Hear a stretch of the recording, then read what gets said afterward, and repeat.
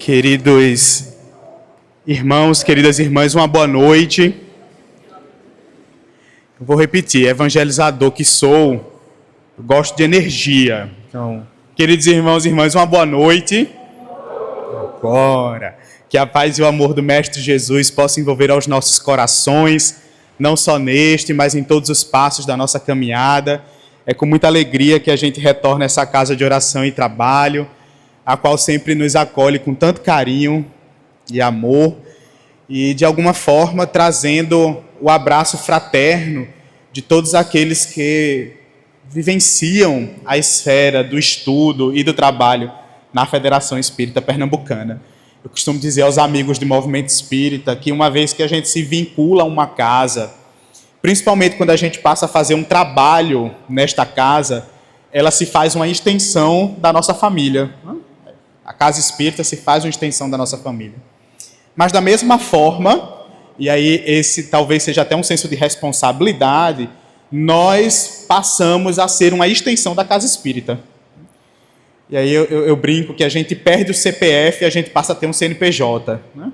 Porque a gente se torna representante da instituição a qual nós estamos vinculados, né? As pessoas passam a nos reconhecer como trabalhadores do NEIL, onde quer que a gente esteja, né? E aí é até um fator que nos chama a atenção contínua para buscarmos a nossa transformação, para sermos representantes fiéis, o melhor possível, por assim dizer, né? Da doutrina espírita e da casa que nos acolhe com tanto carinho e que nos oferta tantos subsídios para a nossa transformação.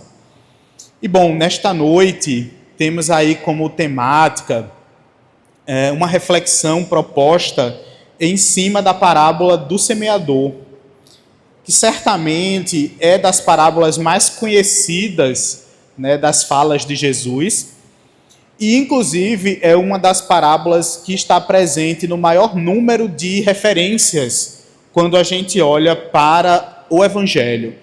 Porque nós encontraremos a parábola do semeador sendo descrita por 3 dos 4 evangelistas.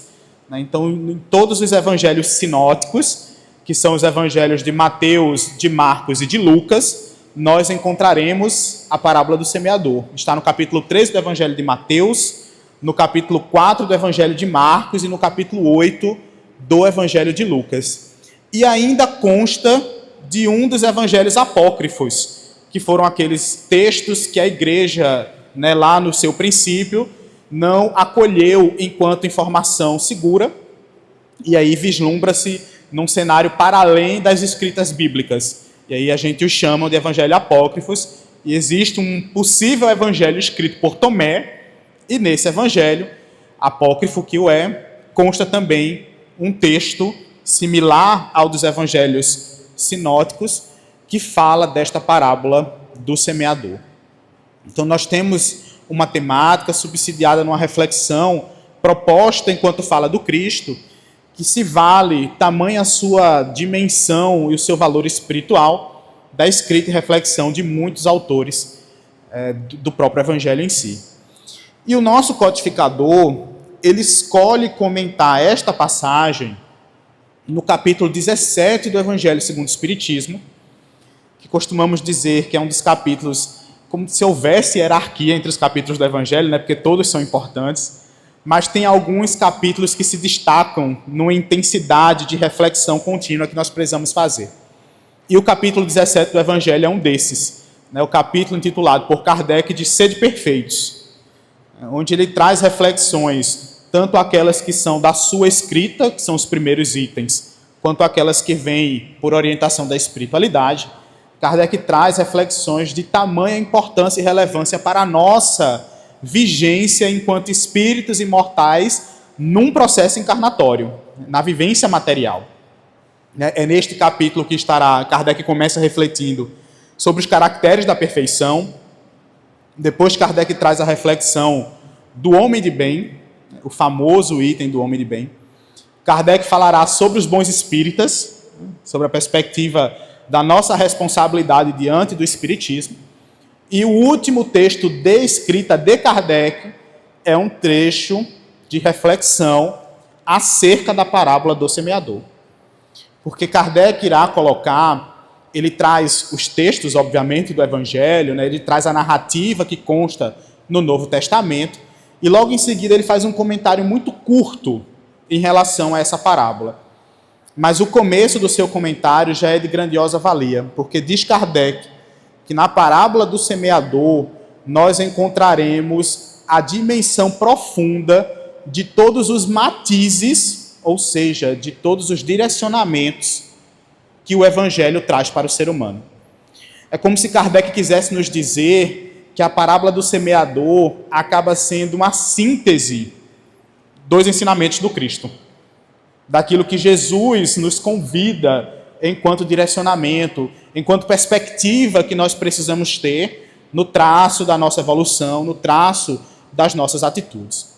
E aí ele haverá de trazer outros comentários, muito sucintos, como dissemos, em relação a essa perspectiva, e que nós vamos conseguir salientar, quando a gente olha para essa parábola, que é a parábola do semeador, assim como qualquer texto do Evangelho, na verdade, ela permite, né, a reflexão proposta, a forma como o texto é construído, a pedagogia com a qual Jesus se utilizava para ensinar as pessoas, né, em majoritária expressão através das parábolas, permite com que nós façamos uma extração muito profunda e muito diversa do texto. A gente consegue olhar para o que está escrito, para o que está refletido e fazer interpretações diversas daquela mensagem. Porque quando a gente olha para a parábola do semeador, nós podemos nos reconhecer enquanto semeadores. E, inclusive, essa é uma reflexão muito posta, né? A responsabilidade que temos nós de disseminar a mensagem do Cristo. E, inclusive, reconhecendo que a única responsabilidade que nós temos é semear, porque a colheita não é nossa. A colheita é de Jesus. Porque é a reflexão muito profunda nesse sentido, que Jesus simboliza que o semeador saiu a semear. Em nenhum momento ele diz que o semeador volta para tentar averiguar o que foi que aconteceu. E aí disso a gente traduz muito a perspectiva de que nós temos responsabilidades enquanto divulgadores. Mas aquilo que haverá de suceder dessa divulgação depende de como a criatura que haverá de receber a mensagem se encontra. Então esse seria o primeiro ponto, a reflexão do nosso papel enquanto semeador. Mas nós vamos pedir licença e não vamos fazer essa reflexão na noite de hoje. Porque talvez essa já tenha sido escutada muitas vezes, né? O nosso papel enquanto semeador. Nós iremos pelo outro caminho. Porque da mesma forma que nós somos semeadores, nós também somos terreno.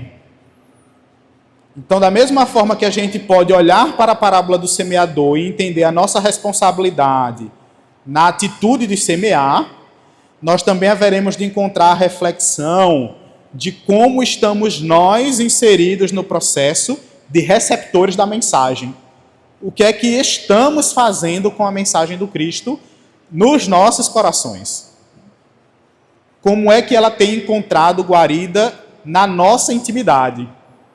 E Kardec, inclusive, ele deixa uma trilha de reflexão nesse sentido, porque ele diz que a parábola do semeador permite, dentre outras reflexões, que a gente vislumbre as características e categorias dos espíritas.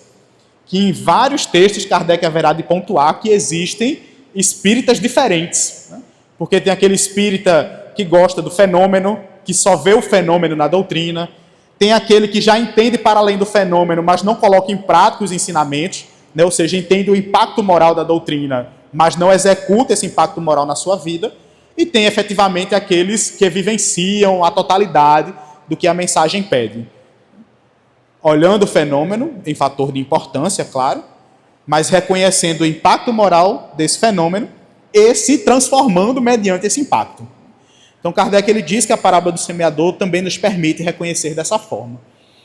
Mas aí voltemos à parábola, né? Para que a gente vislumbre essa ideia, esse sentimento e essa reflexão do terreno que estamos sendo, lembremos do texto que Jesus declama e que os evangelistas descrevem. Diz Jesus que o semeador saiu a semear. Começa a parábola dessa forma. E eis que, depositando as sementes, a primeira leva de sementes cai à beira do caminho. E não muitos instantes depois, os pássaros vêm e a comem. A segunda leva de sementes de Jesus cai em terreno pedregoso. A semente brota, mas como o terreno pedregoso que era raso, a raiz da planta não vai encontrar sustento. O sol se apresenta e a queima, porque ela não tem raiz. A última leva de sementes, antes do efetivo processo de consolidação, cai em meio aos espinhos que crescem e a sufocam. Sufocam essas sementes. E aí chega a última parte, onde a semente cai em terra fértil, dando a seu tempo 100 para 1, 60 para 1 ou 30 para 1. Cada uma ali no seu momento. Então Jesus representa 4 tipos de solos diferentes onde essa semente se deposita. E cada uma dessas representações tem um valor semântico e espiritual muito profundo, que muitos de nós nos vemos em costumeira vivência, passando por esses processos e até mesmo sem se aperceber disso. E para que a gente, inclusive, consiga olhar para essa proposta que o Cristo traz de uma forma mais profunda e prática, nós vamos fazer uma referência de coadunação de ideias com um texto que está numa obra que talvez a gente já tenha citado aqui várias vezes e que haveremos de citar tantas outras, porque é um dos livros que a gente mais gosta no cenário das obras subsidiárias do Espiritismo, que é o livro Problema do Ser, do Destino e da Dor, de autoria de Leon Denis, que é uma das figuras de amplo valor espiritual a nível de colaborar com a consolidação do pensamento espírita, principalmente no seu viés filosófico.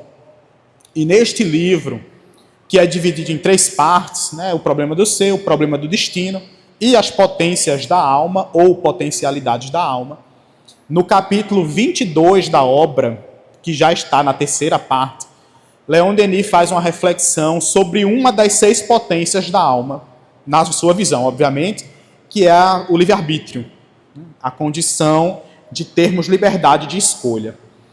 E quando Leon Denis faz uma reflexão sobre o livre-arbítrio, primeiro ele pontua algo que é muito importante. Ele diz que a liberdade de escolha caminha numa vigência proporcional ao conhecimento. Quanto menos conhecimento nós temos, mais discernimento nós haveremos de possuir e, portanto, mais liberdade de escolha nós teremos. E essa fala de Leon Denis, inclusive, encontra uma ressonância muito significativa com uma questão de O Livro dos Espíritos que muitas vezes é mal compreendida pelas pessoas, que é a questão 490, que é uma das, certamente, mais famosas do livro, que qualquer um de nós que tenha mais de 6 meses de doutrina já deve ter ouvido ela e sabe ela de cor, pelo menos a resposta.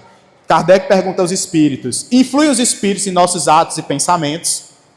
E aí os espíritos respondem a Kardec: muito mais que imaginais, sendo de ordinário, eles que vos dirigem. E aí, certa feita, estávamos nós numa aula de juventude, que é um dos trabalhos que a gente realiza na Casa Espírita. Um jovem nos seus 13 anos de idade, a gente fazendo leitura justamente dessa questão, porque estávamos numa aula de influência espiritual, Ele, depois de ler o texto, ele olhou para a gente e disse o seguinte: Rinaldo, lendo esse texto, me faz parecer que não existe livre-arbítrio. E olha a reflexão que o jovem fez, 13 aninhos de idade. Ele disse: Kardec recebe a resposta, os espíritos dizendo para ele que de ordinário são eles que nos dirigem. Eu aprendi na escola que ordinário é aquilo que vem primeiro. Se vem primeiro dos espíritos, como é que a gente tem livre-arbítrio? Olha a reflexão que o menino fez. Profundíssima. Filosoficamente profundíssima. E aí é onde a gente entra com uma questão que a gente sempre aponta para os evangelizantes. Espiritismo não cabe interpretações isoladas.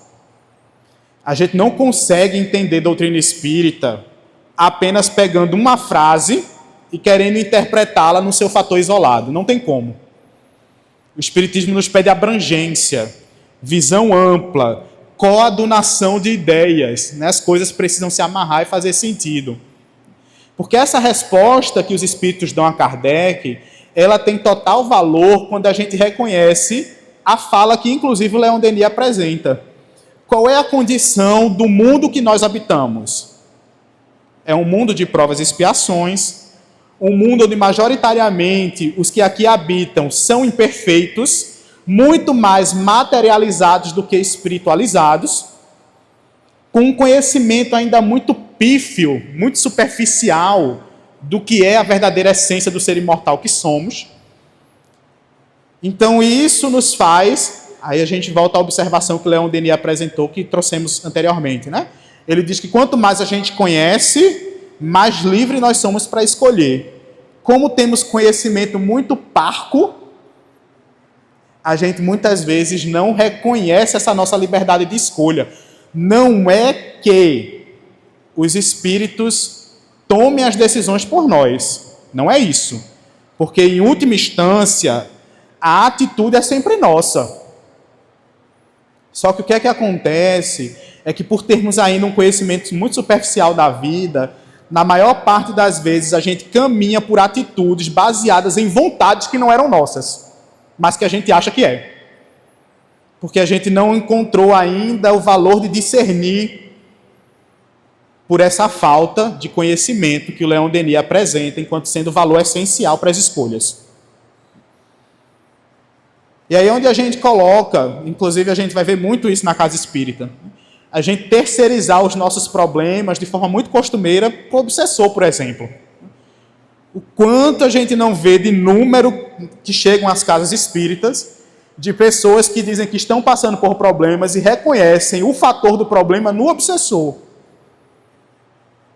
Ah, se o meu obsessor sair, o meu problema resolve-se. Mas aí vamos lá para a reunião mediúnica e a gente vê que, na verdade, na maior parte das vezes é o inverso. Quem está obsidiando é o encarnado, não é nem o desencarnado. O desencarnado louco para sair daquilo ali, mas se vê preso numa vigência, né, num torpor ali energético, porque a figura do encarnado se vale demasiadamente da muleta, né, reflexão psicológica, da muleta do obsessor para as causalidades das problemáticas da vida. Certa feita a gente ouviu de uma pessoa que chegou no centro e disse: essa semana eu topei 3 vezes, tenho certeza que foi meu obsessor. Eu disse: rapaz, será que não era tu que estava vendo o celular, olhando para o alto e não percebeu a pedra que estava no chão? A tua desatenção talvez tenha sido essa causa e você está querendo colocar o problema no obsessor. E isso nos faz reconhecer uma coisa. Nós temos mania de querer taxar os problemas como sendo fruto de influência espiritual. Nem sempre. Todo problema tem raiz espiritual. Todo problema tem raiz espiritual. Porque todo equilíbrio ou desequilíbrio parte do espírito que somos. Então toda problemática ela é espiritual porque nós somos espírito. Mas nem toda problemática reside na influência espiritual. E, inclusive, estas são a menor das parcelas. A maior parte dos problemas estão traduzidos na nossa própria imperfeição, no nosso próprio desequilíbrio íntimo. Então, Leon Denis convocava essa percepção, né, de que a gente ganhasse o valor de compreender a vida, que isso haverá de nos colocar na condição da liberdade plena de escolhas, de assumir efetivamente as rédeas da nossa caminhada. E aí ele vai, como todo livro de Leon Denis, por ter um apreço muito grande à filosofia, ele vai tentar traduzir como é que a gente atinge esta condição de liberdade plena. E é aí onde a gente vai encontrar o paralelo entre a parábola do semeador e a fala que Leon Denis traz sobre o livre-arbítrio. Porque quando nós olhamos lá para a narrativa do Cristo, o primeiro terreno que Jesus salienta é o terreno da beira da estrada. onde as sementes são raptadas, elas são assaltadas, elas são levadas, são sequestradas pelo pássaro. O pássaro vem e as come. E quando a gente faz uma análise profunda da vida, nós haveremos de reconhecer que a única coisa capaz de tomar de assalto os nossos valores espirituais é o nosso apego à matéria. Porque quanto mais nós estamos apegados à matéria, mais descontrolados nós estamos no sentido dos valores do ser imortal que somos. E aí onde Leon Denis traz a primeira libertação, porque ele vai traçar que o processo de constituição do livre-arbítrio passa por 3 libertações diferentes. E a primeira libertação que ele diz que a gente precisa vivenciar é a libertação material. Que ele diz que se dá quando a gente aprende a controlar os apetites. E quando ele fala de apetite aqui, ele não fala da simbologia daquilo que nos dá fome de comer, né? Ele fala na perspectiva psicológica mesmo, de tudo aquilo que prende o indivíduo de alguma forma numa sensação. Toda a sensação que a gente se vê aprisionado a. E aí a gente vai ver sexo, drogas de uma forma geral, a perspectiva das posses, a perspectiva das relações, né? Porque às vezes a gente se vê adoecido numa relação, apegado demasiadamente ao outro, e por aí vai. Né? Qualquer apetite que a gente possa imaginar. Então, Leon Denis diz que a gente precisa fazer um controle desses apetites. A gente precisa domar, aprender a domar as nossas sensações. Porque senão nós nos veremos constantemente assaltados por um pássaro que leva ao nosso nutriente espiritual. E uma coisa precisa ficar muito clara aqui para a gente. O pássaro não é vilão na história. Não há vilania para o pássaro. Seria muito contraditório a gente imaginar que Jesus ia botar a figura do pássaro que precisa se alimentar como um vilão no processo. O que nos faz reconhecer que a matéria também não é vilã. Porque se ela o fosse, seria muito injusto Deus nos colocar para uma vivência material. Se a matéria por si fosse um fator negativo, estarmos aqui seria um processo de injustiça do Criador. E como espíritas, que reconhecemos que Deus é soberanamente justo e bom, pensar dessa forma não encontra razoabilidade lógica. A matéria ela não é ruim. Ruim é o uso que nós damos dela. É a forma como nós nos utilizamos da ferramenta que é a experiência material.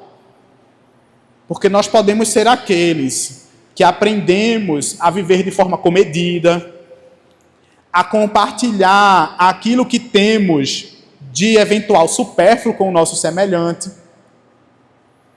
a tanger para o nosso rebento, né, para a nossa proximidade, bons valores, boas convivências.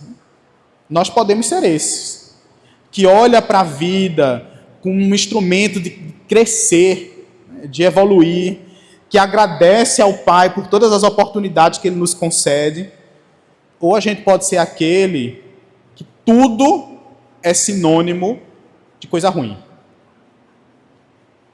sei se vocês conhecem alguém assim. O dia está sol, a pessoa reclama que está sol. Se no outro dia estiver chovendo, ela vai reclamar que está chovendo. Se o outro dia for nublado, ela vai reclamar que está nublado também. Nada está bom. Absolutamente nada está bom. Tudo é visto por um cenário negativo. É a pessoa que escolhe olhar para um copo e enxergá-lo, ao invés de meio cheio, vê-lo meio vazio. Quando a gente, isso é uma questão realmente de ressonância psicológica. Quando a gente olha para algo e visualiza que aquele algo está meio cheio, é porque a gente está enxergando que ele está enchendo. Pensamento positivo. Quando a gente olha para algo e enxerga que está meio vazio, é porque a gente está vendo por um lado contrário. A gente toma como um pesar.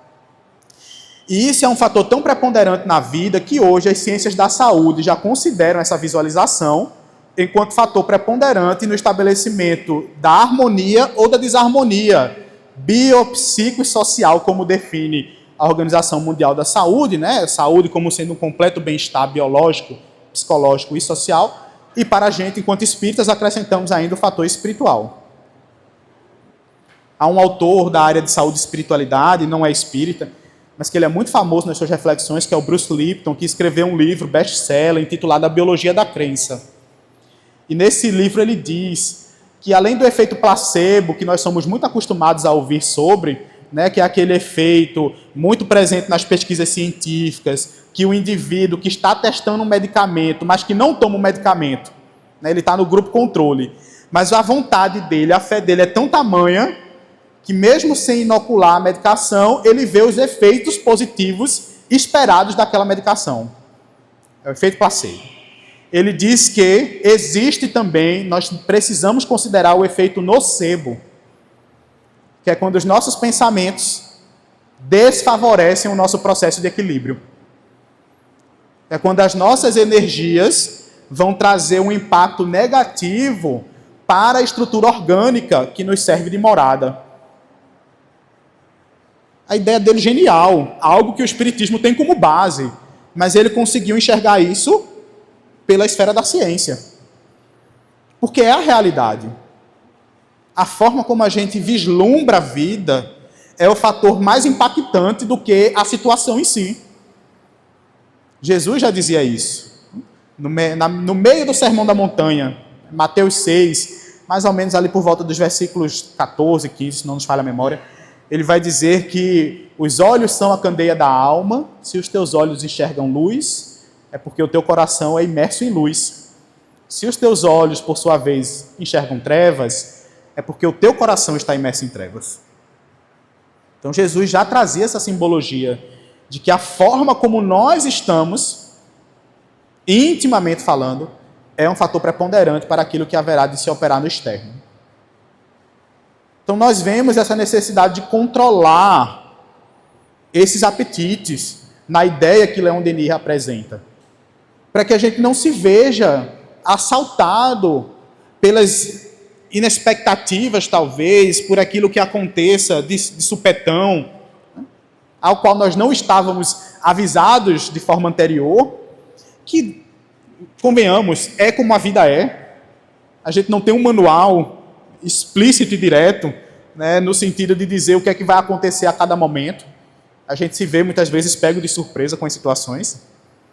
Mas se nós caminhamos por esse cenário do autocontrole, da educação das nossas emoções, do controle dos ímpetos que muitas vezes nos levam ao apego da matéria, nós nos veremos de posse tamanha de nós mesmos, que independente do que aconteça, a gente vai se ver em estabilidade.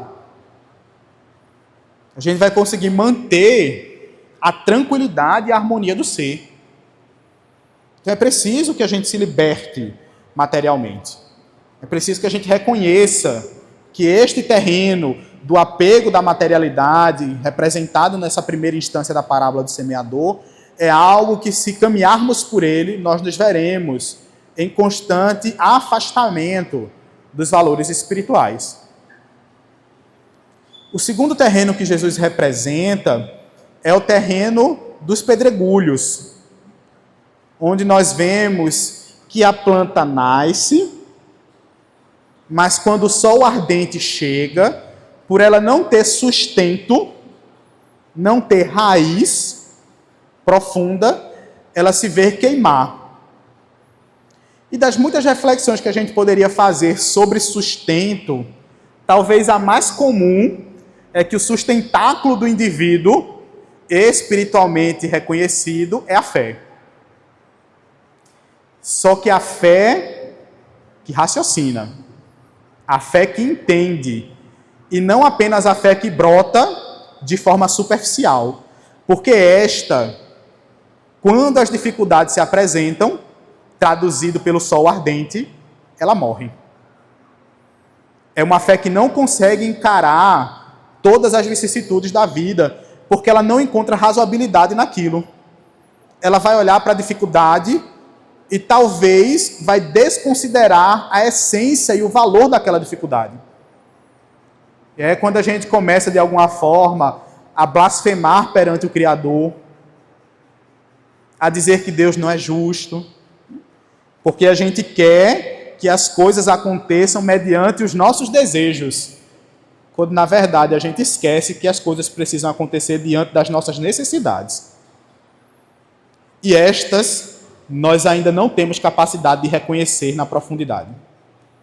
Nenhum de nós aqui sabe a necessidade, nem do outro, nem de nós mesmos. Nós ainda não temos essa capacidade. Nós estamos caminhando, mediante conhecimento a gente vai perceber isso. Mas hoje, a gente não consegue discernir sobre as nossas reais necessidades ainda.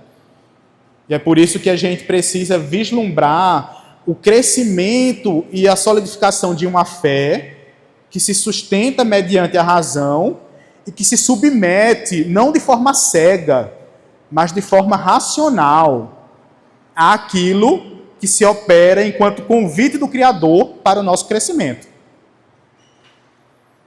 Emmanuel nos dirá, quando é questionado sobre o conceito de fé, isso está na obra O Consolador, a questão 354, a pergunta específica que foi feita a Emmanuel foi: poder-se-á definir ter fé?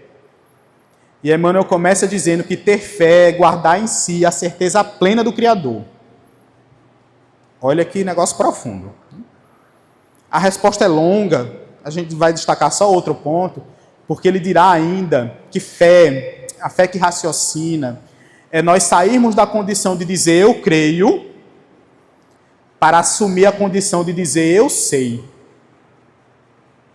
Não é mais crer por crer, é saber, é entender a nuance das coisas. E aí onde a gente olha para um texto no Evangelho segundo o Espiritismo, que a gente gosta muito, que está lá no capítulo 9, que é o capítulo Bem-aventurados os brandos e pacíficos, o item da obediência e da resignação, o item 8, assinado por Lázaro. Lázaro tem na sua lavra de escrita os textos mais belos, na minha opinião, do Evangelho, né? Porque é dele, inclusive, a autoria da Lei de Amor, capítulos um pouco mais à frente. É nele, inclusive, a autoria do dever, que está no capítulo 17. Ele tem uma escrita muito bonita. E aí Lázaro dirá, quando ele fala da obediência e resignação, que obediência é o consentimento da razão e resignação é o consentimento do coração. O que é que ele quer nos dizer com isso? Ele diz que quanto mais a gente conhece, mais obediente a gente se torna. E isso é um traço que a pedagogia humana vai nos demonstrar. Quando é que o indivíduo realmente obedece o pai ou a mãe, os responsáveis? Quando ele entende o processo. A maior parte de nós, talvez, caminhamos por um processo educativo baseado no medo. A gente temia os nossos genitores, da mesma forma que o Velho Testamento inteiro temia Deus. Eles vivenciavam os mandos do Criador porque tinham medo do Criador que tudo via e que estava pronto para punir qualquer erro que eles cometessem. Quando Jesus entra no cenário, trazendo o Novo Testamento, ele apresenta um Deus amor. E esse Deus amor, por educar os seus filhos, mediante suas necessidades e acolhê-lo nas suas dificuldades, ele traz para perto as suas criaturas, porque faz com que a gente realmente o obedeça. Porque entendimento é subsídio para a obediência. Aí é onde a gente vê que aquele ditado popular cai por terra, que a gente ouviu muito. Acho que todos nós aqui com mais de seus 25 anos devem ter escutado isso em algum momento da vida. Faça o que eu digo, não faça o que eu faço. Isso não cabe mais hoje em dia. Já não era para ter cabido lá atrás, mas hoje em dia é que não cabe mesmo. Porque a gente vê uma geração hoje hiperconectada, né, com um cenário de compreensão e de aceleração do pensamento, inclusive uma geração mais próxima da regeneração. Então é uma geração que cobra atos, muito além de palavras. Que aponta mesmo quando nos vê fazendo algo contrário àquilo que a gente disse. Aponta. Então essa ideia de que a razão, o conhecimento favorece a obediência. Só que aí Lázaro, ele continua, porque ele reconhece, e haveremos de reconhecer também, que todo conhecimento que a gente tenha, ainda assim é insuficiente perante a grandiosidade daquilo que um dia a gente vai saber. Tudo aquilo que a gente conhece hoje ainda é muito pouco, pensando a dimensão do que é a realidade de ser espírito. E é aí onde entra o coração, a resignação. Porque vão ter momentos em que a gente vai precisar se entregar a Deus, mesmo sem entender os propósitos. Naquele momento a gente não vai entender, porque a nossa cognição não é capaz de. Mas aí o nosso coração entra em ação, e aí por isso que Lázaro diz que resignar-se é consentir com o coração. É a hora que a confiança permite com que o sentimento obedeça a Deus. Então nós temos esse vislumbramento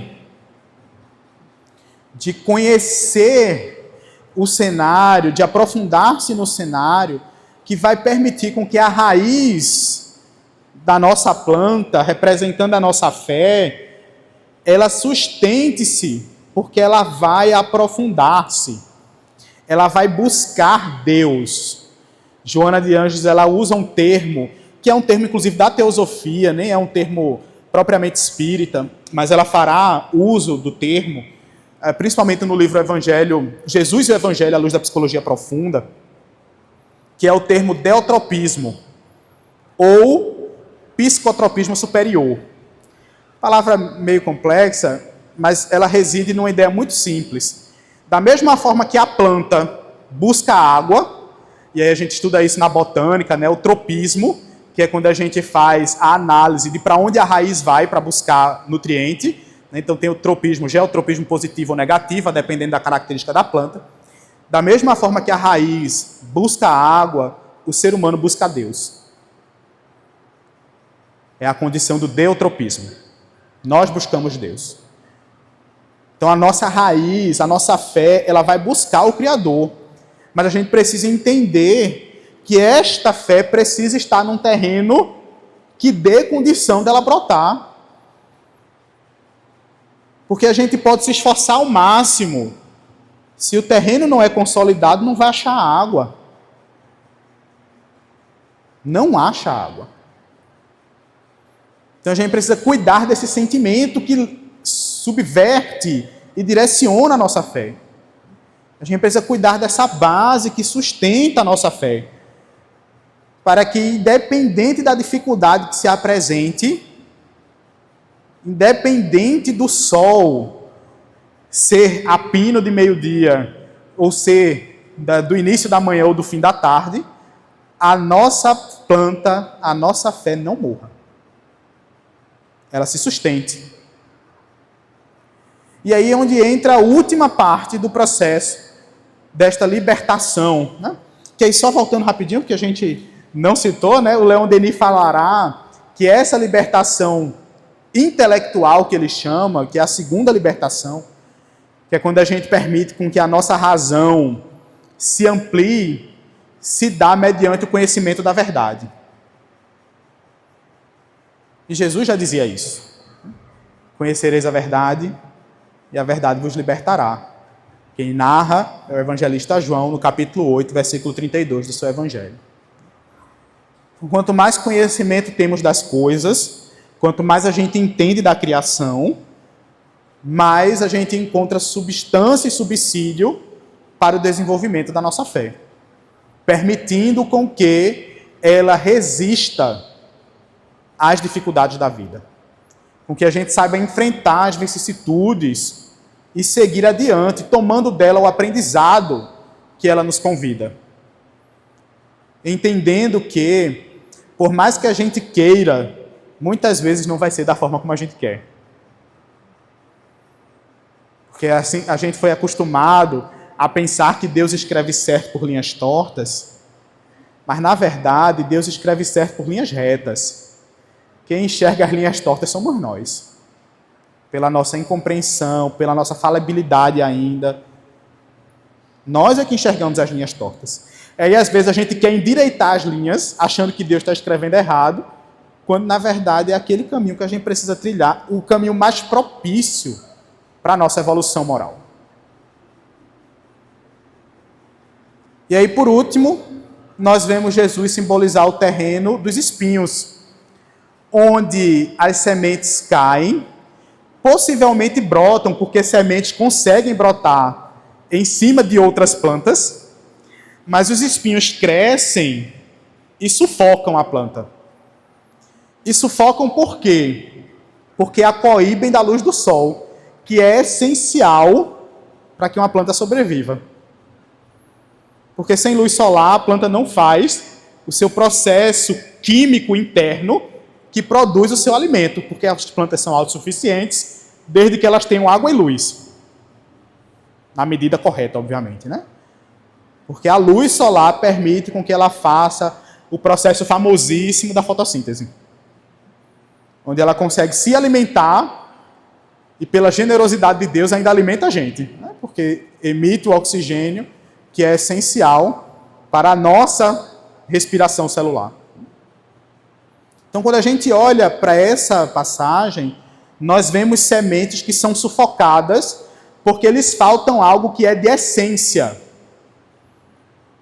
Lhes falta a luz do sol. E quando a gente pensa em essência, no alimento do indivíduo, aquilo que não pode nos faltar de forma nenhuma, porque sem isso nós nos encontramos desprovidos de qualquer direcionamento, isso se resume no amor. Porque o amor é o propósito da criatura que somos. Nós fomos criados para amar e para sermos amados. Esse é o propósito da vida. Então, quando falta amor, nos falta sol. Nós nos veremos incrustados num cenário que não nos permite respirar. Respirar no sentido de nos nutrirmos. Sem amor, nós não temos nutrientes. E aí é onde Leon Denis vai falar da última libertação que nós precisamos fazer. Ele diz que nós precisamos nos libertar moralmente. E esta libertação, ele diz que se dá quando a gente pratica a virtude. A prática da virtude permite com que a gente se liberte moralmente falando. E é o amor que nos conduz a essa libertação. O amor no sentido amplo que esta palavra representa. A gente volta a Lázaro, né? O texto de Lázaro, no capítulo 11 do Amar o Próximo como a si mesmo, o item 8 da lei de amor. Lázaro diz lá que o amor resume, a lei de amor resume todo o ensinamento do Cristo. E ele coloca, não falo do amor no sentido pueril da palavra, mas sim esse sol, olha o sol, que reúne em seu foco ardente todas as aspirações e revelações sobre-humanas. Ou seja, tudo aquilo que é de necessidade para o espírito imortal que somos. Lázaro ainda diz que o amor substitui o personalismo pela fusão dos seres. É quando a gente sai de apenas eu para perceber e vivenciar o nós. Dar importância e valor ao nós.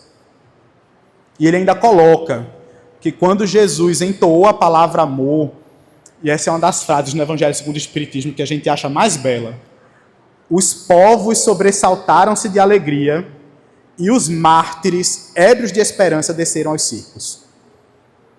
Porque em nome do amor que Jesus ensinou, as pessoas se entregaram à morte, com uma certeza tamanha desse sentimento que os guiava, que iam ao suplício cantando hosana às alturas. É a gente olhar para Joana de Cusa no seu momento final, quando o filho pede para negar, e ela diz, não, meu filho, a gente vai até o final, e aquele ordenador que estava ali para atear fogo à sua fogueira, olha para ela com uma certa hipocrisia, né, e diz: esse teu mestre só te ensinou a morrer? E ela, de forma muito caridosa, olha para ele e diz: não, meu filho, ele também me ensinou a te amar. Quem narra para a gente esse discurso é a Amélia Rodrigues.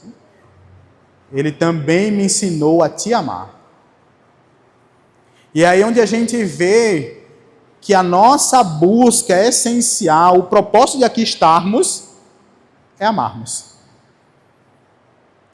É onde tudo passa a fazer sentido. É onde a caminhada ganha razão e propósito. É onde nós passamos a nos sentir completos, quando a gente ama. Então nós precisamos cuidar do nosso terreno do coração, para que a gente não seja aquele que se vê assaltado pelos apelos da matéria, aquele que talvez se veja com a fé vacilante, ou talvez aquele que se observe desprovido da vivência do amor. Porque somente quando a gente controlar os nossos apetites, quando a gente conhecer a verdade, quando a gente praticar a virtude, é que a gente vai alcançar a condição de terreno fértil, onde Jesus simboliza que as sementes brotam, crescem e dão frutos. Mas aí vem uma observação para a gente finalizar, que é muito importante também de ser reconhecida. Porque Jesus não diz que todas as sementes deram a contento da mesma forma. Cada uma deu na sua quantidade e a seu momento. 100 por 1, 60 por 1 e 30 por 1. O que significa dizer que nós precisamos entender que o processo ele é individual. Que toda essa responsabilidade cabe a nós. Nós não estamos aqui para sermos juízes de valores dos outros. Nós estamos aqui única e exclusivamente para sermos juízes de valores de nós mesmos. Para que a gente faça, mediante o nosso tempo, acolhendo as nossas dores, permitindo com que o aprendizado se processe na escala que lhe seja possível, mas nunca parados, mas que a gente veja o nosso terreno ser fértil a tal ponto que inicialmente uma semente se torne 30, um pouco mais à frente, uma semente se faça 60, para que um dia nós cheguemos à condição de uma semente fazer 100. E nós sabemos que lá chegaremos. Então que entendamos que nós estamos recebendo o nosso coração, é terreno da mensagem de Jesus. Como é que esse terreno está sendo preparado? É a reflexão que cabe a cada um de nós e o cuidado que cabe a cada um de nós. O Cristo disse que ele veio para que nós tivéssemos vida, e vida em abundância. Está lá descrito pelo evangelista João, versículo 10 do capítulo 10 do seu evangelho. Ele já veio para nós. Como é que nós estamos aproveitando esses ensinamentos? Isso cabe à reflexão íntima. Jesus, ele foi, é e sempre será o mesmo. Deus foi, é e sempre será o mesmo. O que muda na equação é a forma como nós nos relacionamos com eles. Então, que tenhamos a decisão do filho pródigo, de se talvez estivermos ainda nas torpezas do mundo, desprovidos, né, dos bens que nos foram otorgados, que a gente possa tomar a decisão de levantar e voltar à casa do Pai, porque é o único lugar que nós temos segurança. Muita paz a todos.